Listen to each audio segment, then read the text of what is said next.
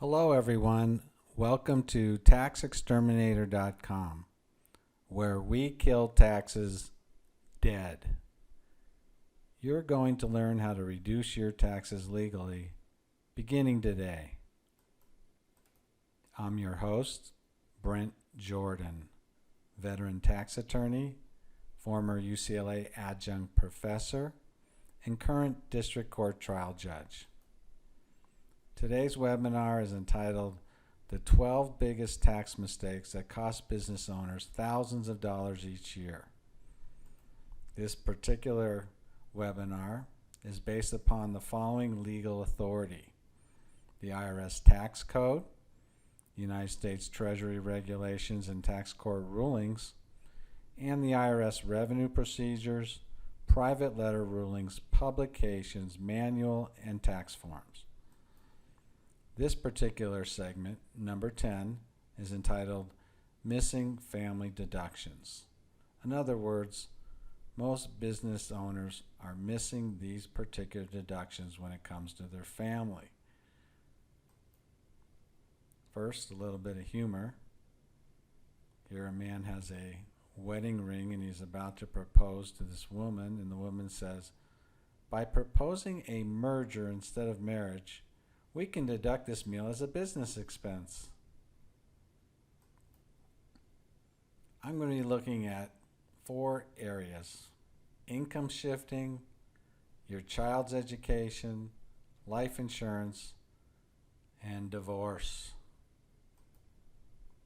Income shifting is pretty straightforward. You take income from an individual in a higher tax bracket and shift it to an individual in a lower tax bracket.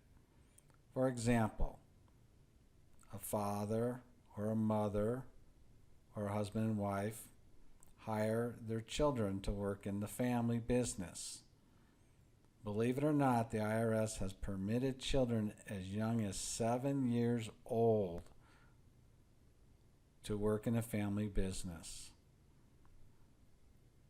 If the husband or the couple are in the 39.6 bracket, they can transfer a certain limited amount of money to their children by having their children work and have that income tax free, and thus available for anything for the child, such as education, vacation, braces, whatever.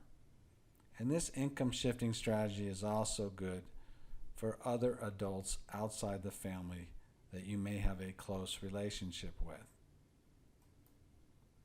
Now let's look at what you can do as a married couple or as a single father or mother for your child's education. We have 4 IRS approved programs here: the Qualified Tuition Program, the American Opportunity Credit, Lifetime Learning Credit, and the Coverdale Savings Account. There is no doubt about the importance of education today for ourselves, our children, even our grandchildren. But obtaining it can be very costly. According to the College Board, the average cost of 1 year in a public university is over $21,500, and for a private college today, it's over $44,000. And most of the top schools' cost is approaching $60,000 per year.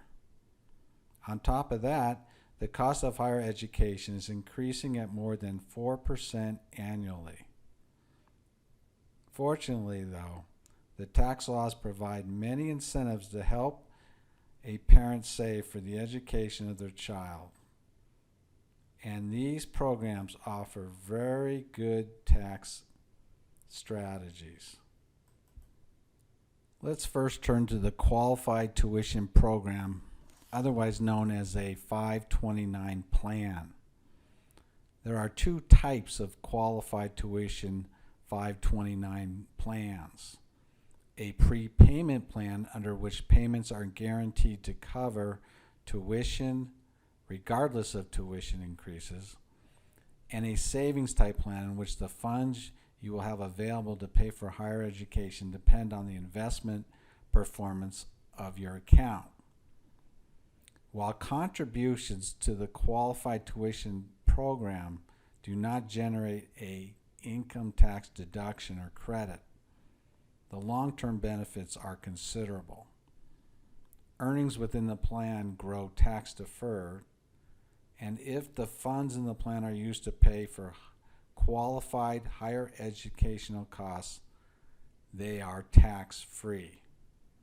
Finally, any unused amounts can be transferred tax-free to another beneficiary if the original beneficiary does not go to college or otherwise need the funds. Now let's turn to the American Opportunity Credit.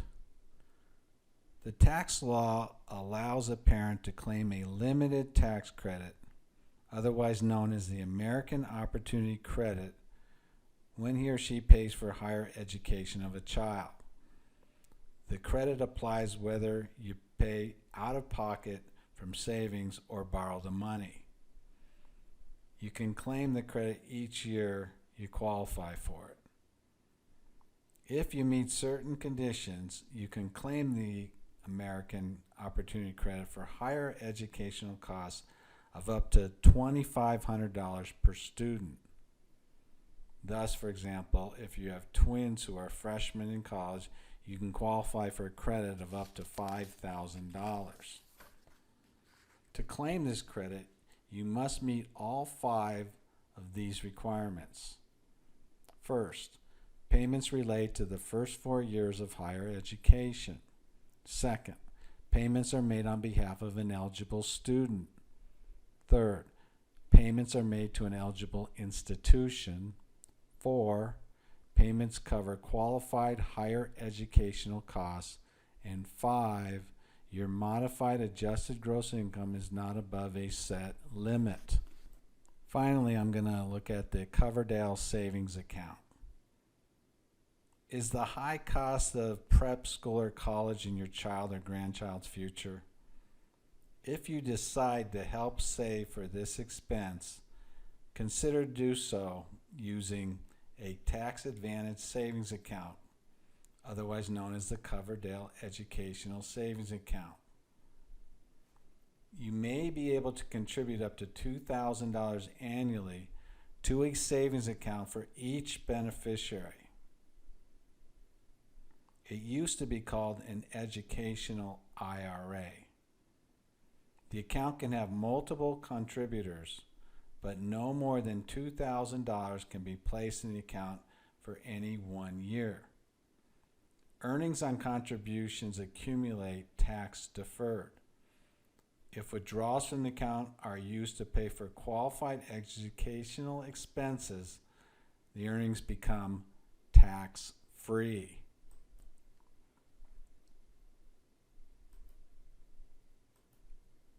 Now we turn to everyone's favorite subject, life insurance.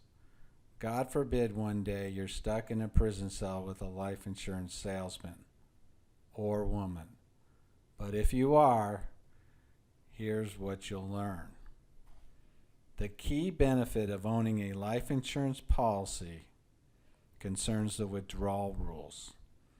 A life insurance policy owner can make penalty-free withdrawals at any time, and best of all, a policy owner can even make tax-free withdrawals by structuring these withdrawals as policy loans or a return of premium. A full withdrawal, however, as compared to a partial withdrawal, may result in surrender charges. Now keep in mind that what I just told you applies to whole, universal, and variable universal life insurance policy. It does not apply to a term life insurance policy. A term life insurance policy is similar to renting a home. You enjoy possession, but not ownership. In contrast, the whole, universal, and variable universal life insurance policies are similar to owning a home. You enjoy both possession and ownership. So let's look at each of these types of policies one at a time. We'll make it real simple so you can understand the difference if you come upon them in your future life. First, the term life insurance. You normally pay a fixed premium for a designated number of years, and your beneficiaries receive a specific death benefit. Your policy accumulates no cash value during your lifetime. Turning to the whole life insurance policy, it's like a term policy in that you normally pay a fixed premium for a designated number of years, and your beneficiaries receive a specific death benefit. But unlike a term policy, a whole life policy accumulates cash value that grows by means of fixed investments from which you can borrow from without penalty. Now let's look at the universal life insurance policy. You pay a flexible premium for a designated number of years, and your beneficiaries receive a flexible death benefit. You also accumulate cash value that grows by means of guaranteed or floating interest rate, and from which you can borrow from without penalty. And finally, the variable universal life insurance policy. With this policy, you pay a flexible premium for a designated number of years, and your beneficiaries receive a flexible death benefit. You also accumulate cash value that increases or decreases as a result of your variable investment choices, and from which you can borrow from without penalty. Your variable investment choices include mutual funds, bonds, and money market investments.